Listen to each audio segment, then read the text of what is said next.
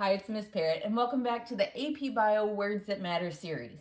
In this series, we're going to decode words that you're going to see on the AP Bio exam to help you understand exactly what the question is asking and which answer you should choose to earn the most points. Skill Set 5 is all about analyzing change over time. So this is the first 5 set of words in this set.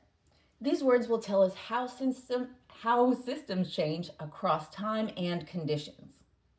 The first word is accumulate. Accumulate just means to build up over time. So you could say waste products may accumulate if cell transport is impaired. Persist. That means to continue existing. An example you might see on the AP exam would be a trait persisted in a population over many generations. The next word is decline. This shows the change as a gradual decrease. So you could say the population began to decline after a decrease in food supply. The next word is shift. Shift is just a change in direction.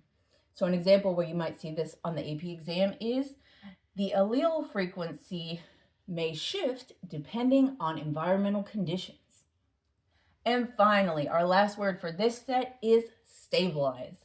Stabilize means to remain steady.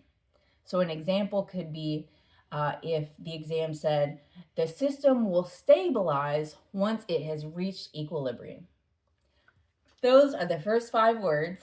Be sure and check out the next video in this series if this was helpful to you. Also be sure to give it a thumbs up, subscribe to my channel for all the videos in this series, AP Bio Equations Explained, and the AP Bio Exam Skills, so that you will be perfectly ready before May. If you have a question or comment, leave it below. And if you're a teacher, check out my TPT store for resources at Know and Grow with Gnomes. Keep learning, keep growing, and we'll see you next time.